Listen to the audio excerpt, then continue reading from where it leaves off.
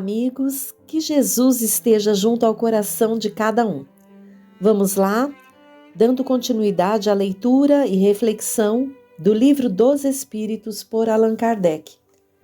Nós estamos no livro 3º, capítulo 9, Lei de Igualdade, item 1, Igualdade Natural. Pergunta 803 de Allan Kardec. Todos os homens são iguais perante Deus? Sim, todos tendem para o mesmo fim e Deus fez as suas leis para todos.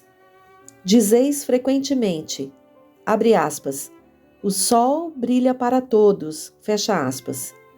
E com isso dizeis uma verdade maior e mais geral do que pensais. Nota de Allan Kardec. Todos os homens são submetidos às mesmas leis naturais.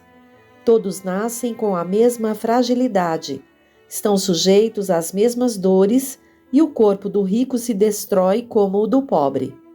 Deus não concedeu, portanto, superioridade natural a nenhum homem, nem pelo nascimento, nem pela morte. Todos são iguais diante dele. Sempre ouvimos dizer na doutrina espírita, não é? Que o homem é feito à imagem e semelhança de Deus, que cria a todos da mesma forma, simples e ignorantes, e que cabe a cada um em sua trajetória buscar o conhecimento através das experiências, e cada um, desenvolvendo ali o livre-arbítrio dado por Deus, vai fazendo as suas escolhas e a sua história. Item 2. Desigualdade de aptidões. Kardec pergunta, 804. Por que Deus não deu as mesmas aptidões a todos os homens? Deus criou todos os homens iguais, mas cada um deles viveu mais ou menos tempo e, por conseguinte, realizou mais ou menos aquisições. A diferença está no grau de experiência e na vontade, que é o livre-arbítrio. Daí decorre que uns se aperfeiçoam mais rapidamente, o que lhes dá aptidões diversas. A mistura de aptidões é necessária a fim de que cada um possa contribuir para os desígnios da providência, nos limites do desenvolvimento de suas forças físicas e intelectuais. O que um não faz, o outro faz, e é assim que cada um tem a sua função útil. Além disso, todos os mundos sendo solidários entre si, é necessário que os habitantes dos mundos superiores, na sua maioria criados antes do vosso, venham habitar aqui para vos dar exemplo. Kardec, nesse ponto, nos remete ao item 361, que está no livro 2º, capítulo 7, Retorno à vida corporal, exatamente no item 3, Faculdades morais e intelectuais. Pergunta 361. De onde vêm para o homem as suas qualidades morais, boas ou más? São as do espírito que nele está encarnado. Quanto mais puro é esse espírito, mais o homem é propenso ao bem. 361-A. Parece resultar daí que o homem de bem é a encarnação de um bom espírito e o homem vicioso a de um mau espírito? Sim, mas dize antes que é um espírito imperfeito, pois de outra forma se poderia crer nos espíritos sempre maus, a que chamais demônio. Voltando aqui ao item 2, desigualdade de aptidões, há uma nota de Allan Kardec, que diz: assim, a diversidade de aptidões do homem não se relaciona com a natureza íntima de sua criação, mas com o grau de aperfeiçoamento a que ele tenha chegado como espírito. Deus não criou, portanto, a desigualdade das faculdades, mas permitiu que os diferentes graus de desenvolvimento se mantivessem em contato, a fim de que os mais adiantados pudessem ajudar os mais atrasados a progredir, e também a fim de que os homens, necessitando uns dos outros, compreendam a lei de caridade que os deve unir. Pergunta 805 de Allan Kardec. Passando de um mundo superior para um inferior, o espírito conserva integralmente as faculdades adquiridas? Sim, já o dissemos. O espírito que progrediu não regride mais. Ele pode escolher, no estado de espírito, um envoltório mais rude ou uma situação mais precária que a anterior, mas sempre para lhe servir de lição e ajudá-lo a progredir. Nesse ponto, Kardec nos pede para ir ao item 180. Esse item está no livro 2º, capítulo 4, Pluralidade das Existências, e diz: ao passar deste mundo para outro, o espírito conserva a inteligência que tinha aqui? Sem dúvida, pois a inteligência nunca se perde, mas ele pode não dispor dos mesmos meios para manifestá-la. Isso depende da sua superioridade e do estado do corpo que adquirir. Aqui há um outro ponto que podemos ver, que fica no item 367, também do livro 2º, capítulo 7, Retorno à Vida Corporal. Está no item 4, Influência do Organismo. 367. O espírito, ao se unir ao corpo, identifica-se com a matéria? A matéria não é mais que o envoltório do espírito, como a roupa é o envoltório do corpo. O espírito, ao se unir ao corpo, conserva os atributos da natureza espiritual. Pontos importantes do nosso estudo, porque tudo o que adquirimos nas experiências de ordem intelectual e moral permanecem conosco, mesmo que a experiência nos leve para um mundo, um planeta inferior. Esse conhecimento, essa bagagem adquirida, ela não é perdida. O que acontece é que podemos estar num envoltório mais rude, com maior dificuldade. Porém, aquilo que adquirimos no ponto intelectual e moral, jamais o perdemos. Item 3. Desigualdades sociais. Pergunta 806 de Allan Kardec. A desigualdade das condições sociais é uma lei natural? Não, é obra do homem e não de Deus. 806a. Essa desigualdade desaparecerá um dia? Só as leis de Deus são eternas. Não a vês desaparecer pouco a pouco todos os dias? Essa desigualdade desaparecerá juntamente com a predominância do orgulho e do egoísmo, restando tão somente a desigualdade do mérito. Chegará um dia em que os membros da grande família dos filhos de Deus não mais se olharão como de sangue mais ou menos puro, pois somente o espírito é mais puro ou menos puro, e isso não depende da posição social.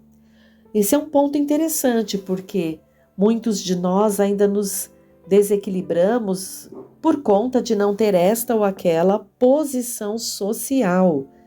Mas, conforme vamos evoluindo moral e intelectualmente, percebemos que essas colocações, essas condições, quem as busca são o homem imperfeito. Não está nas leis de Deus, né? Essas desigualdades sociais.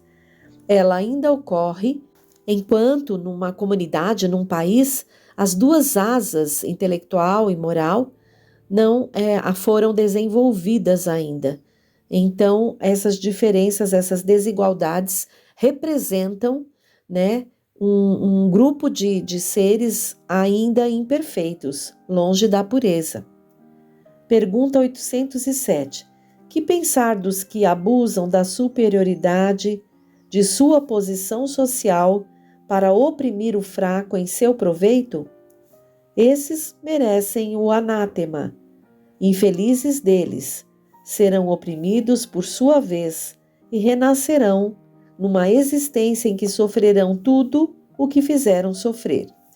Kardec nos remete ao item 684. Está no livro 3º, capítulo 3, Lei do Trabalho, e diz: que pensar dos que abusam da autoridade para impor aos seus inferiores um excesso de trabalho? É uma das piores ações. Todo homem que tem o poder de dirigir é responsável pelo excesso de trabalho que impõe aos seus inferiores, porque transgride a lei de Deus. Então vamos lá, essas desigualdades sociais ainda existem fortemente aqui no planeta Terra, onde nós estamos e onde nós também muitas vezes praticamos essas desigualdades sociais. Mas isso é obra do homem e não de Deus, e só ocorre enquanto não estivermos desenvolvidos, mais purificados, mais afinados com os ensinos de Jesus, que nos ensina a prática do amor, desse amor fraterno incondicional. Vamos lá ao item 4, desigualdade das riquezas. Pergunta 808 de Allan Kardec. A desigualdade das riquezas não tem sua origem na desigualdade das faculdades que dão a uns mais meios de adquirir do que a outros? Sim e não. Que dizes da astúcia e do roubo? 808a. A riqueza hereditária, entretanto, seria fruto das más paixões? Que sabes disso? Remonta à origem e verás se é sempre pura.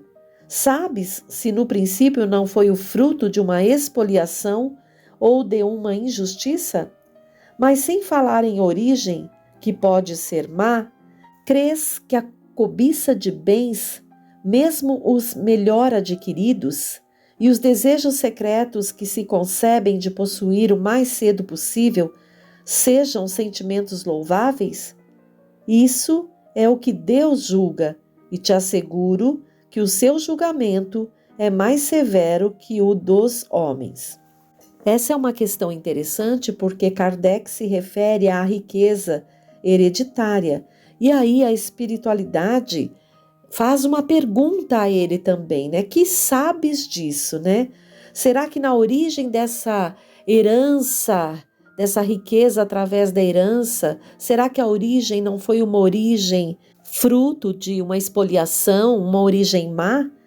Então, vejam, essa lei da reencarnação é perfeita, porque muitas vezes lá na origem posso ter expoliado, roubado uma riqueza, um tesouro de alguém que pode vir a renascer dentro da minha própria família como um neto, ou um bisneto, ou enfim.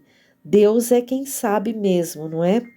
Deus é quem julga e acerta no julgamento. Quando vamos julgar, podemos ter certeza, vamos nos equivocar. Pergunta 809.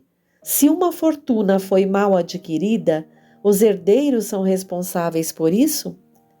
Sem dúvida, eles não são responsáveis pelo mal que outros tenham feito, tanto mais que o podem ignorar, mas fica sabendo que muitas vezes uma fortuna se destina a um homem para lhe dar ocasião de reparar uma injustiça.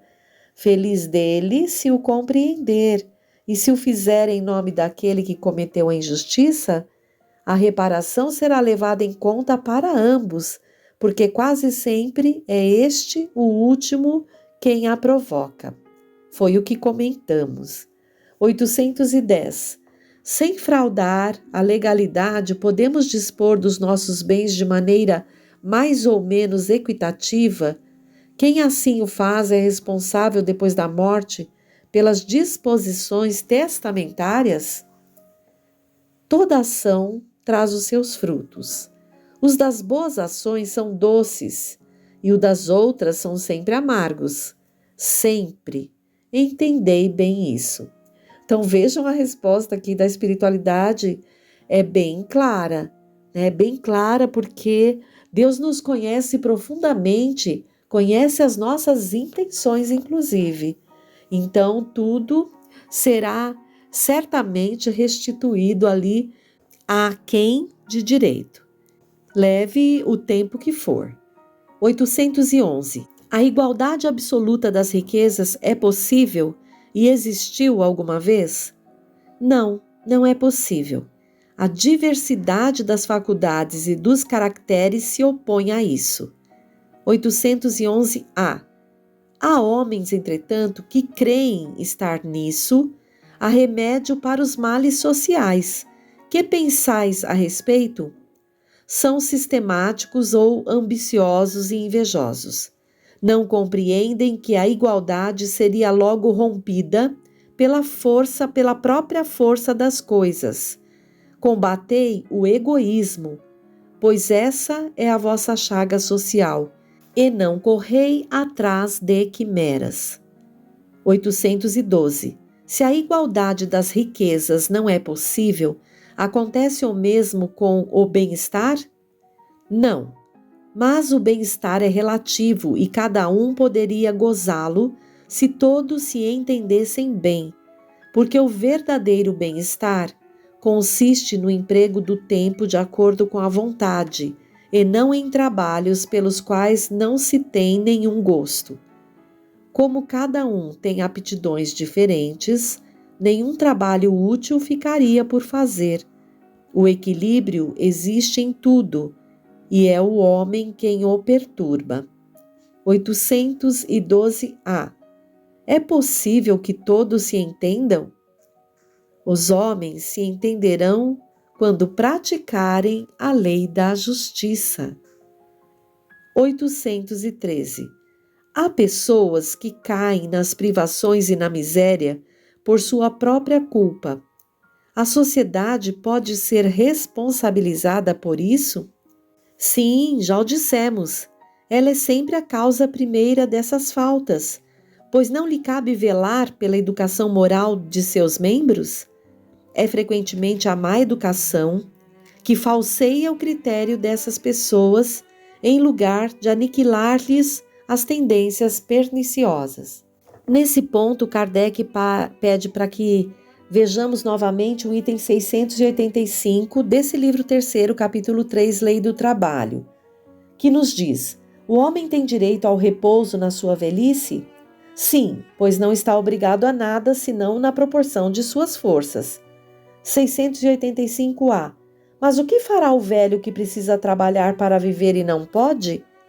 O forte deve trabalhar para o fraco. Na falta da família, a sociedade deve ampará-lo. É a lei da caridade. Nota de Allan Kardec. Não basta dizer ao homem que ele deve trabalhar, é necessário também que o que vive do seu trabalho encontre ocupação, e isso nem sempre acontece. Quando a falta de trabalho se generaliza, toma as proporções de um flagelo, como a escassez. A ciência econômica procura o remédio no equilíbrio entre a produção e o consumo, mas esse equilíbrio, supondo-se que seja possível, sofrerá sempre intermitências e durante essas fases o trabalhador tem necessidade de viver. Há um elemento que não se ponderou bastante e sem o qual a ciência econômica não passa de teoria: a educação. Não a educação intelectual, mas a moral, e nem ainda a educação moral pelos livros, mas a que consiste na arte de formar caracteres, aquela que cria os hábitos, porque educação é conjunto de hábitos adquirido. Quando se pensa na massa de indivíduos diariamente lançados na corrente da população, sem princípios, sem freios, entregues aos próprios instintos, deve-se admirar das consequências desastrosas desse fato? Quando essa arte for conhecida, compreendida e praticada, o homem seguirá no mundo os hábitos de ordem e previdência para si mesmo e para os seus, de respeito pelo que é respeitável, hábitos que lhe permitirão atravessar de maneira menos penosa os maus dias inevitáveis. A desordem e a imprevidência são duas chagas que somente uma educação bem compreendida pode curar. Nisso está o ponto de partida, o elemento real do bem-estar, a garantia da segurança de todos. Vejam que Kardec, nessa nota, pontua que a educação é uma via que vai nos favorecer na evolução. Mas pontua aqui que não se refere à educação intelectual, mas à moral, e ainda não à moral pelos livros, mas aquela que consiste na arte de formar caracteres, aquela que cria os hábitos, é aquela que a gente vai aprender por exemplos, né? Pelos hábitos adquiridos e exercitados. E aí não tem como só a gente ter apenas o verniz de uma educação ou de uma moral, porque a gente já interiorizou e a prática traz esses hábitos de seres superiores. Então, nós vemos aqui que estamos distantes um pouco dessa condição, uma vez que a gente está vendo ali que existem ainda muitas desigualdades sociais, desigualdades de riquezas, por falta dessa condição superior aqui, a qual ainda vamos pelejar muito para conquistar, mas estamos a caminho.